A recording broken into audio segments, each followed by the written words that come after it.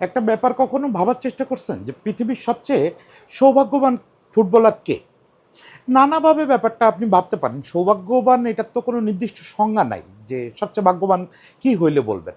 কেউ বলবেন পেলে, কেউ বলবেন ম্যারাডোনা, মেসি, রোনালদো, অনেক নাম আসতে পারে। আমরা যদি বলি পৃথিবীর সবচেয়ে ভাগ্যবান ফুটবলার হচ্ছেন অ্যাঞ্জেল ডি মারিয়া, এইটাতে আপনি আপত্তি করবেন না।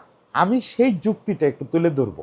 অন্তত ৩টা পার্সপেক্টিভ আছে যা থেকে আমি বলতে পারবো যে পৃথিবীর সবচেয়ে ভাগ্যবান ফুটবলার হচ্ছেন অ্যাঞ্জেল ডি মারিয়া। শুধু ভাগ্যবান বলবো না, তাতে মনে হবে যে অ্যাঞ্জেল ডি মারিয়ার নিজস্ব কোনো কৃতিত্ব নাই।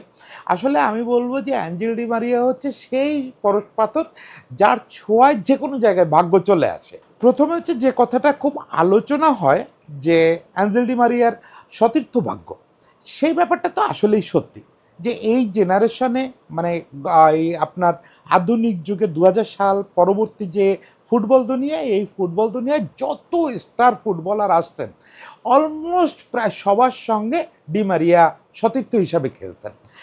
মানে আমরা যদি একদম বাছাই করে ৪ জন ফুটবলারের নাম বলি যারা হচ্ছেন আমাদের এই শতাব্দীতে সবচেয়ে দামি ফুটবলার, সোজা কথায় মেসি, রোনালদো, নেইমার, এমবাপ্পে, এই তো এই ৪ জন, তো ৪ জনেরই কোনো না কোনোভাবে সতীর্থ ছিলেন ডি মারিয়া। মেসির তো সতীর্থ এবং বন্ধু আর্জেন্টিনায়, রোনালদোর সতীর্থ ছিলেন রিয়াল মাদ্রিদে, নেইমার এবং এমবাপ্পের সতীর্থ ছিলেন পিএসজি। মোর ইন্টারেস্টিং হলো এই ৪ সতীর্থর সঙ্গেই ডি মারিয়া বড় কিছু না কিছু জিতছেন। স্পেশালি মেসির সঙ্গে তো জিতেন নাই, আর কিছু বাকি নাই। একটা বিশ্বকাপ জিতছেন, ২টা কোপা জিতছেন। রোনালদোর সঙ্গে রিয়াল মাদ্রিদে চ্যাম্পিয়ন্স লিগ জিতছেন। নেইমার এবং এমবাপ্পের সঙ্গে পিএসজির হয়ে লিগ জিতছেন। মানে যেখানে গেছেন সেই জায়গায় ওই সৌভাগ্যটা নিয়ে গেছেন। সতীর্থদের যেমন পাইছেন, সতীর্থর কথা যদি বলেন তাইলে কিন্তু ডি মারিয়ার সতীর্থ তালিকা, মানে তারকা সতীর্থ তালিকা অনেক লম্বা। মানে রিয়াল মাদ্রিদে শুধু রোনালদোরে পাইছেন তা না, কাকারে অল্প একটু সময়ের জন্য পাইছেন। কাকারে তো ভাই কেউ যদি ৫ সেকেন্ডের জন্য পায়, ডি মারিয়া নিজেও অনেক বড় প্রোফাইলের খেলোয়াড়, কোনো সন্দেহ নাই। ডি মারিয়ার সঙ্গে কেউ খেললে সেও সৌভাগ্যবান। কিন্তু সেই সঙ্গে কাকা বা ইকার ক্যাসিয়াস, সার্জিও রামোস, এই স্ট্যাটাসের তারকাদের তো কম পান নাই। মানে আমরা শুধু রোনালদো মেসিতে আটকে না থেকে বা নেইমার এমবাপ্পেতে আটকে না থেকে আমরা যদি একটু পরের ধাপে তাকাই, তাহলে দেখব এই ধাপেও প্রায় সব তারকার সঙ্গে ডি মারিয়া খেলছেন। জুভেন্টাসে আপনি পল পগবার সঙ্গে খেলছে সে। পল পগবা তো ওই সময় সেন্সেশন, যদিও পরে আর সেই ব্যাপারটা কাজে লাগাইতে পারে। ওয়েন রুনির সতীর্থ ছিল ম্যানচেস্টার ইউনাইটেডে। ম্যানচেস্টার ইউনাইটেডে আরও বেশ কয়েকজন বড় বড় তারকার সঙ্গে খেলছে। পিএসজিতে নেইমার, এমবাপ্পে এরা তো ছিলই, এর বাইরে কিন্তু ইব্রাহিমোভিচ ছিল, কাভানি ছিল। মানে ওখানেও বেশ বড় বড় তারকাদের ডি মারিয়া সতীর্থ হিসাবে পাইছে। সবচেয়ে ইন্টারেস্টিং হচ্ছে আর্জেন্টিনার ব্যাপারটা। আর্জেন্টিনায় ২০০০ সালের পরে যত তারকা আসছে, আর্জেন্টিনায় ২০০০ সালের পরে আমার ধারণা পৃথিবীর যে কোনো ইন্টারন্যাশনাল টিমের চেয়ে একটু তারকা বেশি আসছে এবং তাদের সবাইরে কোনো না কোনোভাবে পাইছে। ইভেন গ্যাব্রিয়েল বাতিস্তুতারেও খুব অল্প সময়ের জন্য সে পাইছে, খুব অল্প সময়ের জন্য। একসঙ্গে দুজন মাঠে নামছে কিনা এটা না আমি বের করতে পারি নাই। হুয়ান রোমান রিকুলমেরে পাইছে। হুয়ান রোমান রিকুলমের সঙ্গে ২০০৮ অলিম্পিক জিতছে দুজনে একসঙ্গে।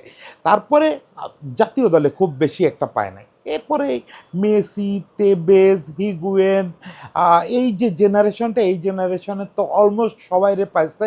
তারপরে বিশ্বকাপ জয়ী দলের তারকারা, খুদে তারকারা, Emi Martinez, Mac Allister, Enzo Fernandez, Julian Alvarez, Lautaro Martinez, এদের তো সবাইরেই পাইছে। ওটামেন্ডিরে পাইছে দীর্ঘদিন ধরে। ওটামেন্ডি সে আর মেসি দীর্ঘদিন ধরে আর্জেন্টিনার টানতেছে, মানে দলটারে টানতেছে। এছাড়া আগের জেনারেশনের সব লিজেন্ডারি খেলোয়াড়, হ্যাভিয়ার জানেত্তি, ওয়াটার স্যামুয়েলস, পাবলো আইমার, এদেরকে পাইছে। মানে আর্জেন্টিনায় সে প্রায় সব স্টার এই শতাব্দীতে যাদের দেখেন সবার সঙ্গে কখনো না কখনো খেলছে। এটা তো গেলে তারকাদের মাঠে পাওয়া। একটু কোচদের দিকে যদি দেখেন তাহলেও আনচেলত্তিরে পাইছে, লিওনেল স্কালোনিরে তো পাইলই, ডিয়েগো ম্যারাডোনারে পাইছে, দুনিয়ার সব নাম করা কোচদের পাইছে। কিন্তু এই জন্য আমি ডি মারিয়ারে পরশ পাথর বলি না। ডি মারিয়ারে পরশ পাথর বলি অ্যাকচুয়ালি ডি মারিয়া যে জায়গায় যায় সৌভাগ্যের প্রসূতি হয়ে যায়। ডিমারিয়া ওই সৌভাগ্যটা নিয়ে আসতে পারে। দেখেন আর্জেন্টিনা, রিয়াল মাদ্রিদ এইসব জায়গায় সে শুধু এমন না, সে উপস্থিত ছিল বলে দলগুলো ট্রফি জিতছে। ডিমারিয়া দাবি করতে পারে যে আমি তোমাদের ট্রফি জিতাইছি। সবচেয়ে বড় কৃতিত্ব তো রোনালদো, মেসি এদেরই। কিন্তু শুধু আর্জেন্টিনার কথা ভাবেন যে দুইটা কোপা আমেরিকা আর্জেন্টিনা জিতলো পরপর, দুইটা কোপার ফাইনালেই সে গোল করছে। একটা ফিনালসিমা জিতছে আর্জেন্টিনা, সেখানেও সে গোল করছে। বিশ্বকাপ জিতছে আর্জেন্টিনা, সেখানেও আর্জেন্টিনার প্রথম গোলটা তার ছিল। মানে আর্জেন্টিনা এই সময় যতগুলো ট্রফি জিতছে সবগুলোতে তার অবদান আছে। আচ্ছা, আর্জেন্টিনার হয়ে কিন্তু অলিম্পিক জিতছে, সেটাতেও ফাইনালে সে গোল করছে। ক্লাব পর্যায়ে দেখেন রিয়াল মাদ্রিদ যেবার চ্যাম্পিয়ন্স লিগ জিতলো সেবার গোল করে নাই, কিন্তু যে একমাত্র গোলটা ছিল সেটা অ্যাসিস্ট ছিল তার। ইয়ের হয়ে পিএসজির হয়ে দুইটা ফরাসি কাপ, একটা লিগ কাপ, তিনটারই ফাইনালে সে গোল করছে। রিয়াল মাদ্রিদের হয়ে কোপা দেল রে ফাইনালে সে সরাসরি অ্যাসিস্ট করে দলকে জিতেছে। মোটামুটি যত জায়গায় খেলছে, যেসব দলে খেলছে, তারা যে বড় ট্রফিগুলো জিতছে, আলটিমেট জয়টা ডিমারিয়ার হাত ধরে না, ডিমারিয়ার পা দিয়ে আসছে। ফলে ডিমারিয়া ওই দাবিটা করতেই পারে যে আমি থাকলে তোমরা যেত। দেখেন এই যে আমি থাকলে তোমরা যেত, এই কথাটার কাউন্টারে আরেকটা কথা আছে যে আমি না থাকলে তোমরা যেত না। ডিমারিয়া নিশ্চয়ই চায় না যে সে না থাকলে তার দল না জিতুক, কিন্তু ঘটনাটা তো তাই হয়েছে। ডিমারিয়া যখনই থাকতে পারে না, ডিমারিয়া কোনো কারণে না থাকতে পারলে তার যে দলে খেলে, ক্লাব দলে খেলুক, আর্জেন্টিনায় খেলুক, যে জায়গায় খেলুক, তার দল ফাইনাল জিততে পারে না বা নকআউট ম্যাচ জিততে পারে না। আপনাদের মনে আছে 2014 বিশ্বকাপ ফাইনাল, ডিমারিয়া ইনজুরির জন্য মাঠে নামতে পারলো না, আর্জেন্টিনা হেরে গেল, কোনো ইয়ে করতে পারলো না। 2015-16 পরপর দুটো কোপা আমেরিকার একটাতে সে ইনজুরির জন্য মাঠেই নামতে পারলো না, আর একটাতে শুরুর পরপরই ইনজুরিতে মাঠ ছেড়ে দিল, দুইটাতেই আর্জেন্টিনা হেরে গেল। ক্লাবেও কিন্তু এই ঘটনা আছে। ক্লাবে সে যখন ম্যানচেস্টার ইউনাইটেডে খেলে তখন কিন্তু ম্যানচেস্টার ইউনাইটেড সেমিফাইনাল থেকে বাদ পড়ে গেছিল, সেই সেমিফাইনালটায় ডিমারিয়া খেলতে পারে নাই, মানে নকআউটে ডিমারিয়া একটা ম্যাচ খেলতে পারে নাই, সেই ম্যাচ থেকে ইউনাইটেড বাদ পড়ে গেছিল। তারপরে রিয়াল মাদ্রিদ 2013 সালে যখন কোপা দেল রে ফাইনাল খেলে, ওই ম্যাচটায়ও ইনজুরির জন্য ডিমারিয়া নামতে পারে নাই, ফলে ওই ম্যাচটা রিয়াল মাদ্রিদ হেরে গেছে। খুব সহজে ডিমারিয়া দাবি করতে পারে যে আমি না থাকলে তোমরা যেত না, আমি থাকলে তোমরা যেত।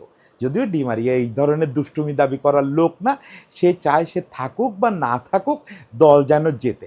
আপনাদের মনে আছে 2014 বিশ্বকাপের ফাইনালে যখন সে খেলতে পারবে না বুঝতেছে, তখন তার ফিটনেসের ব্যাপারে আর্জেন্টিনা দল থেকে রিয়াল মাদ্রিদের মত চাওয়া হয়েছিল।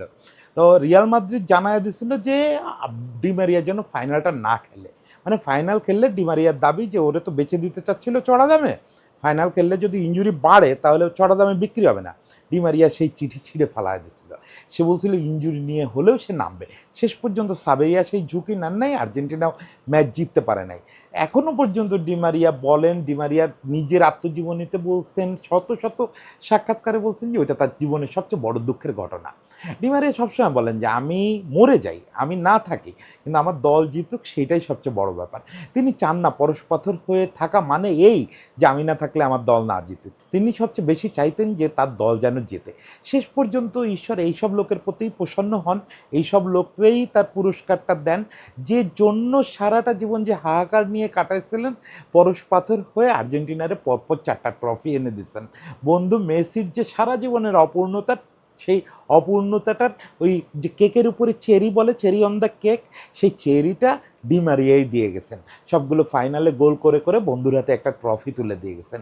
এই লোকের পরশপাথর বলবেন না, কাকে বলবেন? একটু ছোট্ট করে হলেও ডিমারিয়ার জন্য শুভকামনা থাকলো। ডিমারিয়া আমাদের অ্যাঞ্জেল হয়েই থাকবে, সারা পৃথিবীর জন্য সৌভাগ্য বয়ে আনবে সে। সবাইকে ভালোবাসা।